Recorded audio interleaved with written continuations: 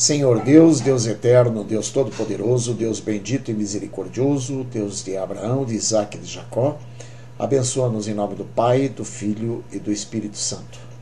Permita-nos, Senhor, estar em Tua presença, fazendo este pequeno estudo acerca da Tua palavra.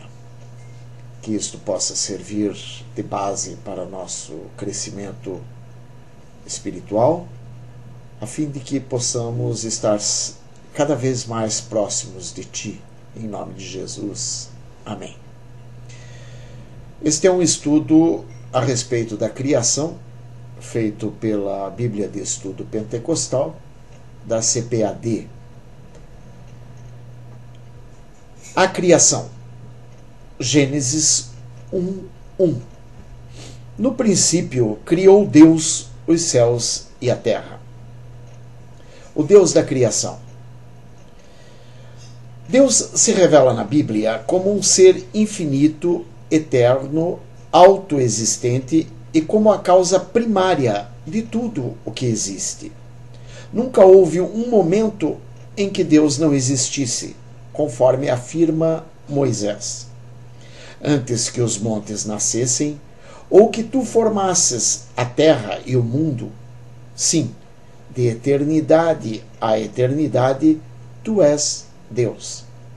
Salmo 92. Noutras palavras, Deus existiu eterna e infinitamente antes de criar o universo finito. Ele é anterior a toda a criação. No céu e na terra, está acima e independe dela. Deus se revela como um ser pessoal que criou Adão e Eva, à sua imagem, conforme Gênesis 1:27. Porque Adão e Eva foram criados à imagem de Deus, podiam comunicar-se com Ele e também com Ele ter comunhão de modo amoroso e pessoal. Deus também se revela como um ser moral que criou tudo bom e, portanto, sem pecado. Ao terminar Deus a obra da criação, contemplou tudo o que fizera e observou que era muito bom, conforme Gênesis 1:31.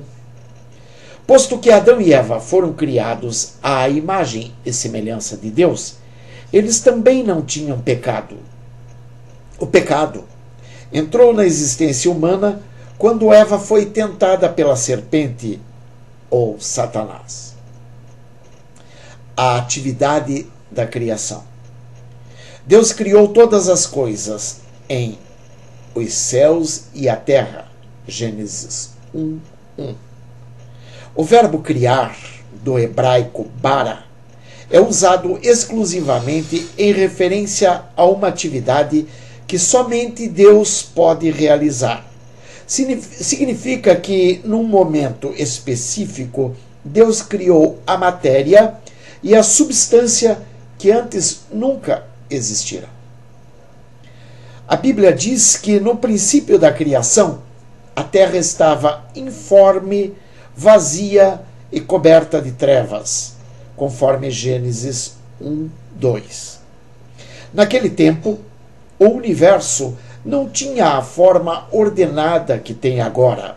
O mundo estava vazio, sem nenhum ser vivente e destituído do mínimo vestígio de luz. Passada essa etapa inicial, Deus criou a luz para dissipar as trevas. Gênesis 1:3-5. Deu forma ao universo. Gênesis 1:6-13. E encheu a terra de seres viventes.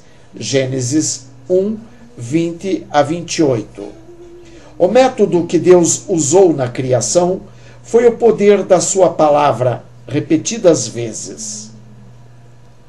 Ele declarou: "E disse Deus", conforme Gênesis 1:3, 1:6, 1:9, 1:11, 1:14, 1:20, 1:24 e 1:26. Noutras palavras, Deus falou e os céus e a terra passaram a existir. Antes da palavra criadora de Deus, eles não existiam. Toda a Trindade, e não apenas o Pai, desempenhou sua parte na criação. O próprio Filho é a palavra, verbo, poderosa, através de quem Deus criou todas as coisas. No prólogo do Evangelho segundo João, Cristo é revelado como a eterna palavra de Deus. No princípio era o Verbo, e o Verbo estava com Deus, e o Verbo era Deus. João 1:1. Todas as coisas foram feitas por ele, e sem ele nada do que foi feito se fez. João 1:3. Semelhantemente, o apóstolo Paulo afirma que por Cristo foram criadas todas as coisas que há nos céus e na terra, visíveis e invisíveis. Tudo foi criado por ele e para ele. Colossenses 1:16. Finalmente, o autor do livro de Hebreus afirma enfaticamente que Deus fez o universo por meio do seu Filho, conforme Hebreus 1:2. Semelhantemente, o Espírito Santo desempenhou um papel ativo na obra da criação. Ele é descrito como pairando, se movia sobre a criação, preservando-a e preparando-a para as atividades criadoras adicionais de Deus.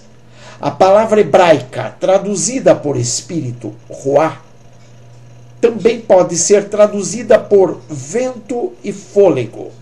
Por isso, o salmista testifica do papel do Espírito ao declarar: pela palavra do Senhor foram feitos os céus, e todo o exército deles, pelo Espírito ruá da sua boca. Salmo 33:6. Além disso, o Espírito Santo continua a manter e sustentar a criação, conforme se pode inferir ao analisar-se João 33:4, ou Jó 33:4, ou mesmo o Salmo 104:30. O propósito e o alvo da criação. Deus tinha razões específicas para criar o mundo.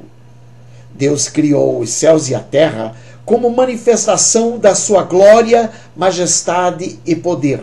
Davi diz: os céus manifestam a glória de Deus e o firmamento anuncia a obra das suas mãos. Salmos 19:1. Ao olharmos a totalidade do cosmos criado, desde a imensa expansão do universo à beleza e à ordem da natureza, ficamos tomados de temor reverente ante a majestade do Senhor Deus, nosso Criador. Deus criou os céus e a terra para receber a glória e a honra que lhes são devidas. Todos os elementos da natureza, o sol e a lua, as árvores da floresta, a chuva e a neve, os rios e os córregos, as colinas e as montanhas, os animais e as aves, rendem louvores ao Deus que os criou. Quanto mais Deus deseja e espera receber glória e louvor dos seres humanos. Deus criou a terra para prover um lugar onde o seu propósito e alvos para a humanidade fossem cumpridos.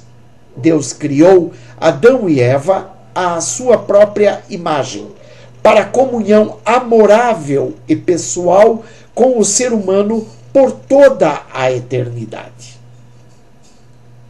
Deus projetou o ser humano como um ser trino e uno, corpo, alma e espírito, que possui mente,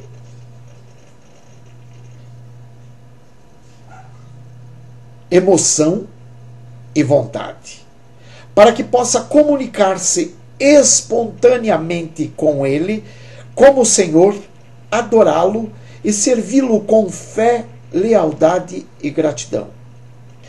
Deus desejou de tal maneira esse relacionamento com a alma humana que quando Satanás conseguiu tentar Adão e Eva a ponto de se rebelarem contra Deus e desobedecer ao seu mandamento, ele prometeu enviar um Salvador para redimir a humanidade das consequências do pecado. E porei inimizade entre ti e a mulher, e entre a tua semente e a sua semente. Esta te ferirá a cabeça, e tu lhe ferirás o calcanhar. Gênesis 3:15. Daí Deus teria um povo para a sua própria possessão, cujo prazer estaria nele, que o glorificaria e que viveria em retidão e santidade diante dele. A culminação do propósito de Deus na criação está no livro do Apocalipse, onde João descreve o fim da história com estas palavras: com eles habitará, e eles serão o seu povo, e o mesmo Deus estará com eles e será o seu Deus. Apocalipse 21:3. Criação e evolução. A evolução é o ponto de vista predominante, proposto pela comunidade científica e educacional do mundo atual, em se tratando da origem da vida e do universo. Quem crê de fato na Bíblia deve atentar para estas 4 observações a respeito da evolução. 1. A evolução é uma tentativa naturalista para explicar a origem e o desenvolvimento do universo. Tal intento começa com a pressuposição de que não existe nenhum criador pessoal e divino que criou e formou o mundo. Pelo contrário, tudo veio a existir mediante uma série de acontecimentos que decorreram por acaso ao longo de bilhões de anos. Os postulantes da evolução alegam possuir dados científicos que apoiam a sua hipótese. 2. O ensino evolucionista não é realmente científico. Segundo o método científico, toda conclusão deve basear-se em evidências incontestáveis, oriundas de experiências que podem ser reproduzidas em qualquer laboratório. No entanto, nenhuma experiência foi idealizada nem poderá sê-lo para testar e comprovar teorias em torno da origem da matéria a partir de um hipotético grande estrondo, ou do desenvolvimento gradual dos seres vivos a partir das formas mais simples às mais complexas. Por conseguinte, a evolução é uma hipótese sem evidência científica, e somente quem crê em teorias humanas é que pode aceitá-la. A fé do povo de Deus, pelo contrário, firma-se no Senhor e na sua revelação inspirada, a qual declara que Ele é quem criou do nada todas as coisas. Pela fé, entendemos que os mundos, pela palavra de Deus, foram criados de maneira que aquilo que se vê não foi feito do que é aparente. Hebreus 11:3. Terceiro, é inegável que alterações e melhoramentos ocorrem em várias espécies de seres viventes. Por exemplo, algumas variedades de várias espécies estão se extinguindo. Por outro lado, ocasionalmente vemos novas raças surgindo dentre algumas das espécies.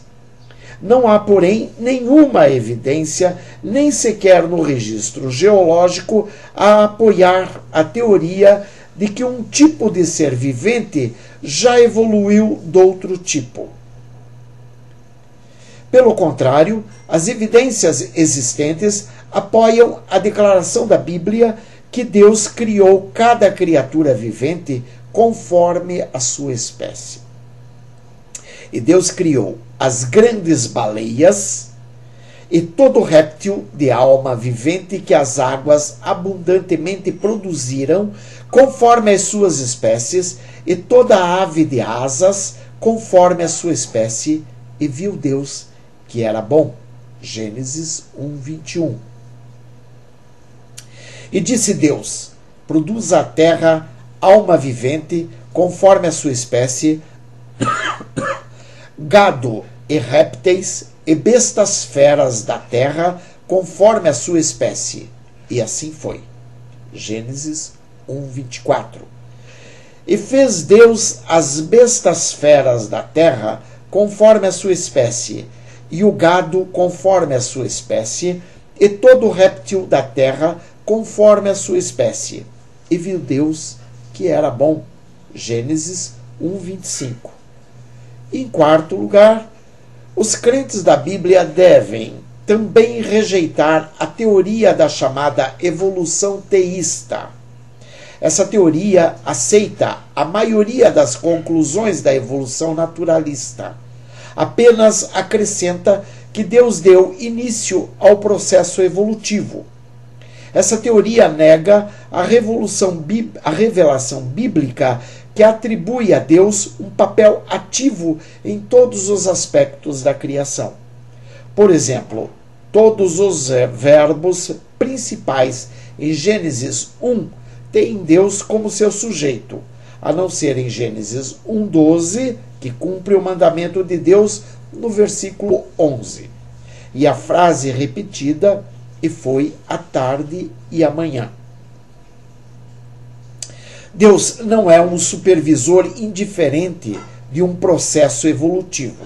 Pelo contrário, é o criador ativo de todas as coisas, porque nele foram criadas todas as coisas que há nos céus e na terra, visíveis e invisíveis, sejam tronos, sejam dominações, sejam principados, sejam potestades.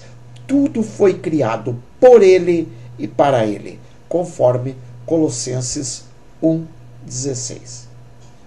Eu agradeço a atenção de todos e peço que entrem em contato manifestando suas opiniões a respeito deste estudo.